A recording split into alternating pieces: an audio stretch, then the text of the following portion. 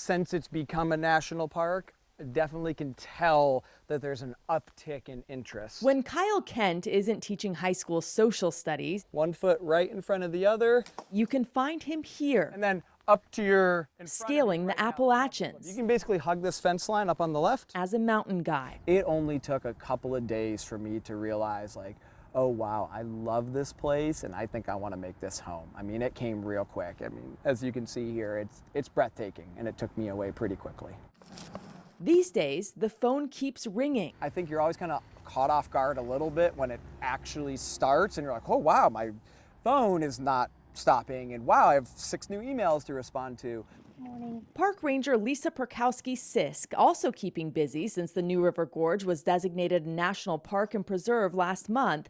Visitation is up 15% over last year, and if the pandemic has had any positives, she says one was reintroducing Americans to the great outdoors, drawing them to the lush emerald slopes of West Virginia. It also has helped them see the value of staying in the country as well, and maybe opening up some other opportunities that they may not have taken advantage of prior. The new river, not new at all. It's actually one of the oldest in the world. Millions of years etched into these canyon walls. And not everyone here welcomes change. This is Fayetteville proper here, by the way. Larry Case policed these mountains and river for the West Virginia Department of Natural Resources for 36 years.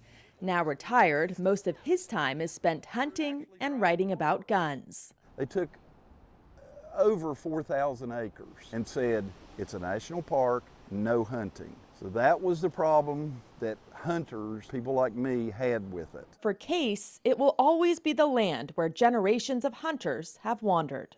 I've been called selfish for this. Hunters have been called selfish. I hope you get where I'm coming from. I do not see it that way. Hunters today, in this day and time, we have to be passionate about keeping our public access land. You know, they're not making any more land, and this was promised to us 40 years ago. Senator Shelley Moore Capito, who worked on the legislation to make this the 63rd national park, says hunters and fishermen are top of mind. There's only 7,000 of those acres are in the national park.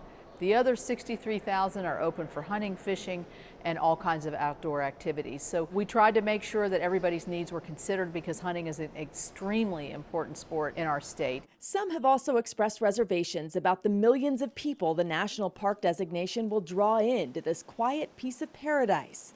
The lack of infrastructure and parking, the trash they fear will come with the crowds.